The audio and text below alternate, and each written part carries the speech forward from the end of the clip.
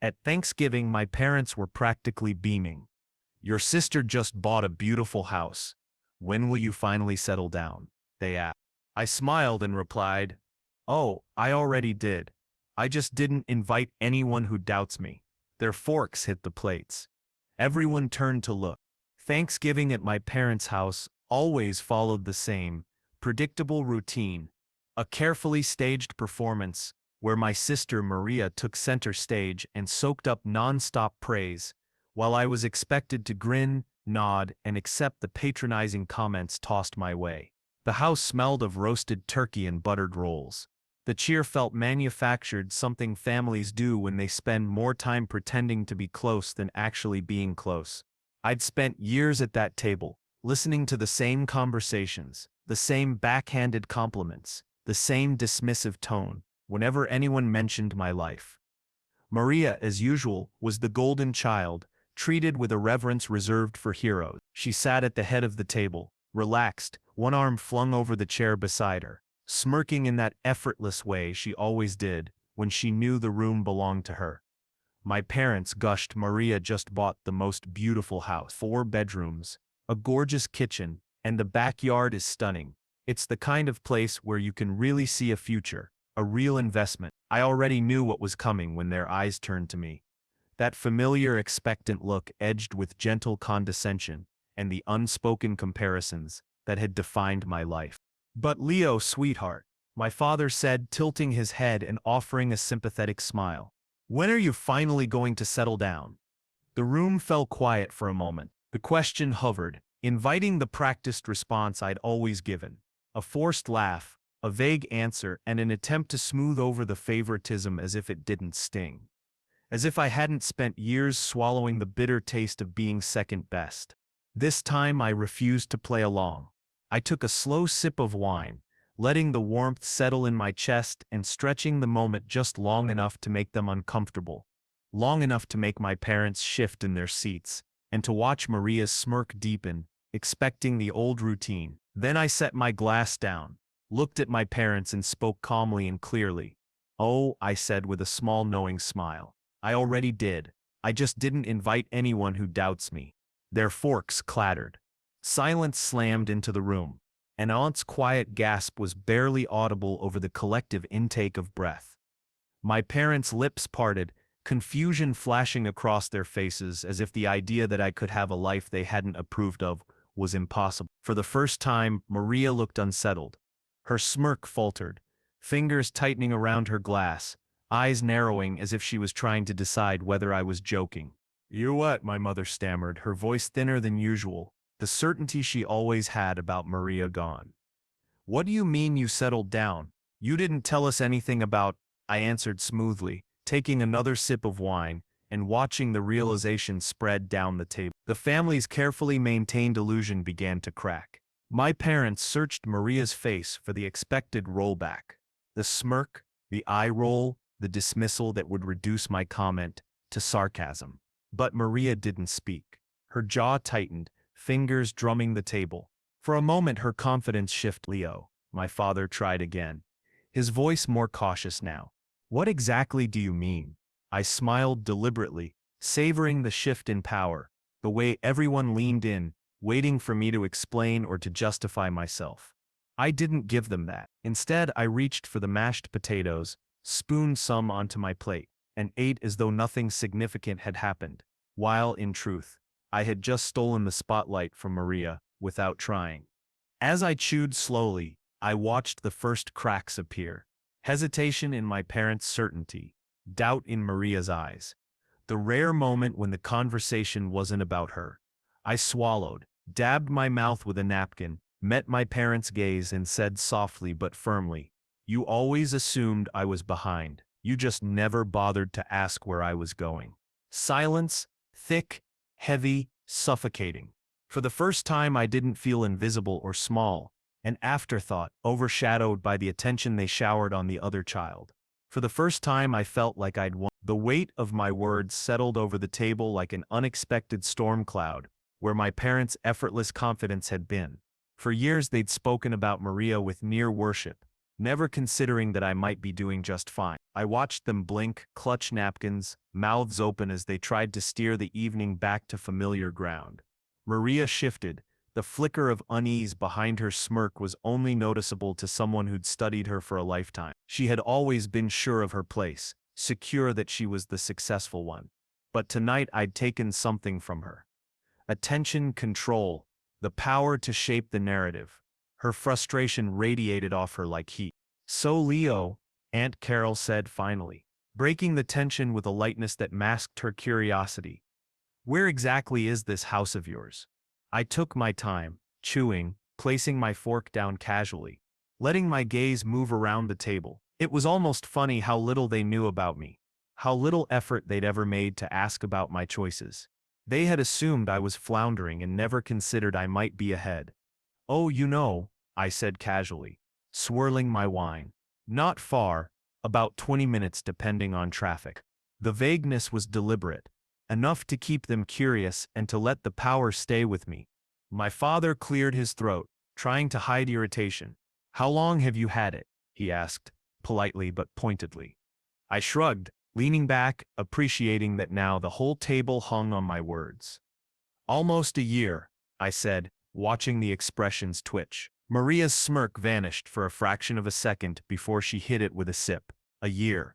An entire year I'd owned a home, made my own decisions, lived apart from their expectations, and no one had known. It was laughable how easy it had been to build something without asking for approval. "Why didn't you say anything?" my mother demanded, the strain in her voice unmistakable, the dawning realization that she'd been left out of something important. I pretended to mull it over. "I guess it just never came up," I said lightly, letting the words sink. Maria forced a short laugh and tried to regain ground. "Come on, Leo, a house is a big deal. Kind of weird to keep that secret, don't you think?" I met her steadily, showing I wouldn't shrink under her scrutiny. "Not really," I replied, lifting my glass and letting silence press in. "It's not like anyone ever asked." The jab landed where I wanted it. My parents' lips tightened into thin lines. Aunt Carol shifted. Maria's smirk wavered, frustration peeking through. After a pause, Maria attempted to belittle my accomplishment. "What kind of place did you even buy?" she asked, trying to minimize whatever I'd achieved. I set my glass down and looked her in the eye. "It's bigger than yours," I said simply. The stunned silence that followed felt even sweeter than I'd imagined. Maria's smirk twitched, her confidence slipped, her fingers clenched the glass. For once she wasn't the center of attention or the unquestioned star. The weight of my words hung over the table, until my parents found no immediate comeback. "Bigger?"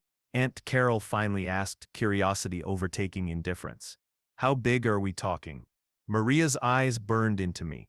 Her smirk was now a strained line, her impatience taut. I let the moment stretch, fingers grazing the stem of my wineglass, taking my time. "Just over 4,000 square feet," I said lightly, as if the number meant nothing. Maria's expression flickered. I saw it in the slight widening of her eyes and the tighter grip on her glass. 4,000, my cousin Lisa repeated, part impressed, part disbelieving. My parents inhaled sharply, trying to reconcile this image of me with the one they'd carried, the one that needed guidance and concern and wasn't as accomplished as Maria. My mother tried to regain control with a thin smile. "Don't you think that's a bit much for someone on their own?" she asked. The question an attempt to turn my success into something questionable. I let it sit. "Not really," I said evenly. "I didn't take out a mortgage or anything, so it's not a financial strain." The reaction was immediate. Maria's glass hit the table harder than necessary.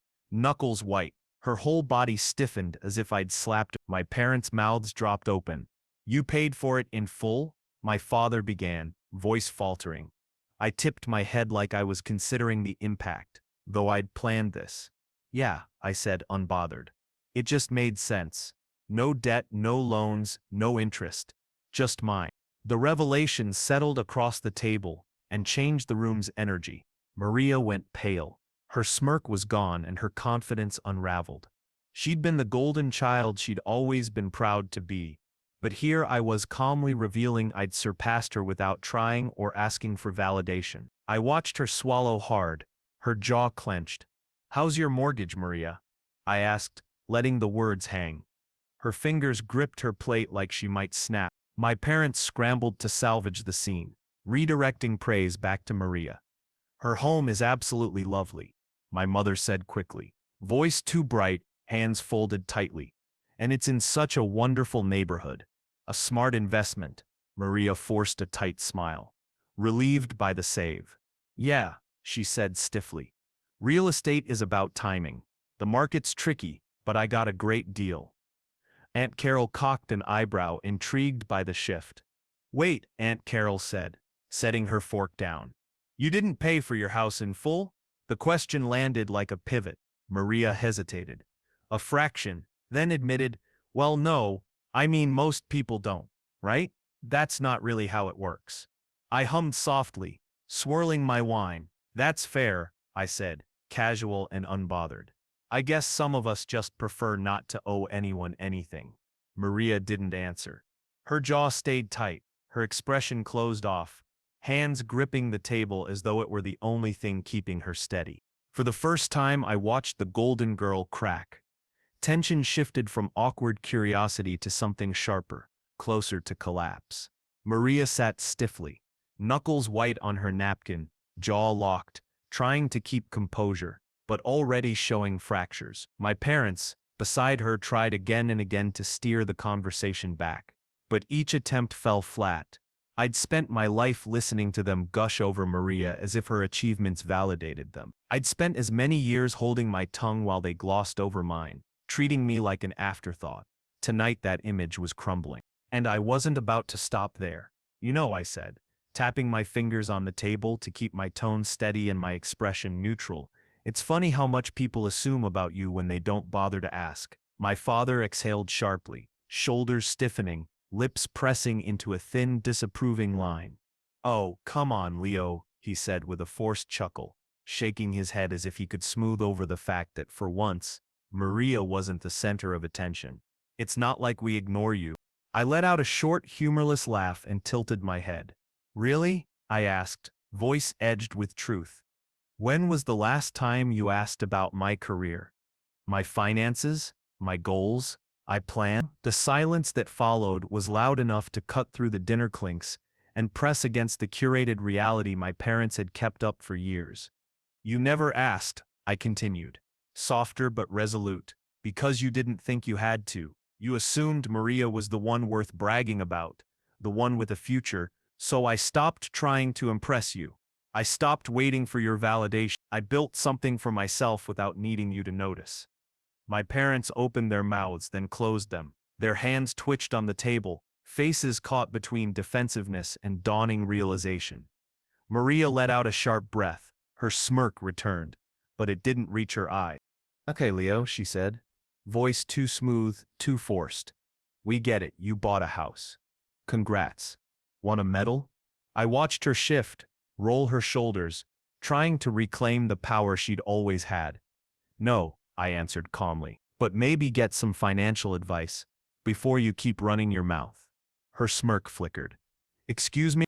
I leaned forward, elbows on the table, head tilted to make clear I wasn't bluffing. You like to talk about your success, I said, watching the discomfort in her eyes. You act like you have it all figured out. But Maria, you didn't actually buy that house outright, did you? The blood drained from her face. The room went still, eyes moving between us. My parents sat up straighter, clutching napkins as if that would steady them. Lo, my mother began cautiously, afraid of what might come next. What are you talking about? I didn't look away. Did you tell them, Maria? I asked lightly. Did you tell them you're drowning in debt, that the bank owns most of the place, you maxed cards for the down payment, and you can barely keep up with mortgage payments? My parents gasped, pale, turning to Maria for reassurance, the version of her they'd always believed in. That's not, Maria choked out. Not what? I asked, eyebrow raised, giving her one last chance. Not true, she said, because I pulled your credit report, Maria. I know what you owe. I know how much you're struggling and how long you've been lying to everyone at this table. Silence crashed down. Maria's face twisted with fury and shock. She'd never expected me to find that one nerve. You little, she began, pushing back her chair, but my father's sharp intake stopped her. He turned to her slowly, hands shaking, his expression suddenly mixed with disbelief and disappointment, emotions he had never aimed at her before. Maria, he breathed, voice low and heavy. Tell me that's not true. For the first time she had no answer. The dining room held a long, heavy quiet that settled into every tense muscle and clenched hand. My parents sat rigid, fingers twisting napkins, breaths uneven, mouths slightly open but unable to form words. Maria looked cornered, jaw clenched, chest heaving as she searched for an excuse. I'd watched her deflect and redirect conversations for years. Now she was trying to stitch together an explanation to regain control. Once control slips in front of people who always believed in you, it's almost impossible to get back. You're lying, Maria finally said, her voice flat but edged with desperation. You don't know what you're talking about. I exhaled slowly and studied her, watching her fingers twitch. Eyes flicked to our parents seeking rescue. But this time, they didn't step in. They turned toward her with furrowed brows and cautious, uncertain voices I'd never heard aimed at her before. Maria, my mother said carefully, tell me Leo is wrong. Maria forced a laugh, then a smirk that cracked almost immediately. Mom, Dad, come on. Leo's just trying to stir up drama. I leaned forward, calm and collected. If I'm lying, I said, tilting my head to make her uncomfortable, then show Dad and Mom your bank statements, your mortgage details. Go ahead, Maria. Prove me wrong. Her jaw tightened, breath hitching, fingers white-knuckled. That hesitation was proof enough. My parents inhaled with widened eyes, hands to their mouths. Oh my God, my mother whispered, the realization hitting like a wave. Maria's body stiffened, fists pressed to the table, breath quick and shallow as the truth sank in. How much? My father asked, voice shaking. Maria's throat bobbed. She glanced for an escape. Dad, it's not. The room held its breath as she finally muttered, a little over 300,000. The intake around the table was audible. My parents reeled, disbelief and humiliation tangled on their faces. Maria ran a hand through her hair, voice rushed and defensive. It's not as bad as it sounds. I have a plan. I'm restructuring. It's temporary. Temporary, my father snapped, sharp and cutting. You told us you bought that house outright. You let us brag about you while you were drowning in debt. Maria opened her mouth and closed it again. No story to spin, no escape. I sat sipping my wine, watching it all unfold. All those years, I murmured, voice soft but precise. You were untouchable to Mom and Dad. Better, smarter, more responsible. Meanwhile, you were barely staying afloat while they ignored everything I built. My parents turned to me, mouths ready to protest, to salvage their belief. But for the first time, I saw doubt in their eyes.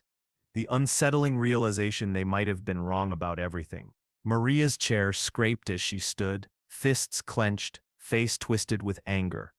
She turned on me. You think you're better than me? She snapped, voice trembling with rage. You think you've won? I smiled slowly, meeting her fury with calm satisfaction. I don't think I've won, I said evenly. I know I have. Her breathing grew ragged, knuckles white, the kind of rage that comes when someone on top suddenly finds themselves underneath, watching an illusion they built collapse. She lashed out, you couldn't let me have one night without making it a competition. I let out a soft, amused breath. I never tried to make myself look better, I said steady. You did that on your own. The room fell quiet, except for my parents' uneasy shifting. Their faces were no longer admiring but cold with disappointment. Maria saw it. Her expression changed, hands slamming on the table as she laughed hollowly. Are you seriously going to look at me like that, Mom? Dad, she demanded, voice cracking. After everything I did, you're proud of him? My parents took it in, the truth of what she'd been hiding. We don't even know who you are, my mother whispered, a finality that hit Maria hard. She stepped back, panic starting to show. Oh, please, she spat, forcing a bitter laugh. He's so perfect, right? He's been waiting to rub this in. I cut in smoothly. No, you're the failure, I said plainly. Not because you struggled or made bad choices. Because you believed you were better than me. You thought mom and dad's approval made you untouchable. Maria's face paled, fear flickered in her eyes. I wasn't finished, and guess what? I continued, voice soft but devastating. They're not proud of you anymore, and they won't be. The words landed like a final crack in the image she'd built. Her face went pale, breath hitching. The room needed no more words. The way my parents looked at her said everything. It was over. I pushed my chair back slowly, the sound slicing the silence. Stood, smoothed my shirt, and took in the stunned faces. Maria stood frozen, humiliated and seething, powerless. I slung my jacket over my shoulder and walked toward the door, feeling lighter than I had in years, as the weight of their doubt and belittling lifted. I paused at the threshold, glanced back at my parents, saw their struggle to accept that they never really knew me. Next time you ask about my life, I said quietly, with measured satisfaction, maybe try actually listening. Then I walked out, steady, free, and untouchable.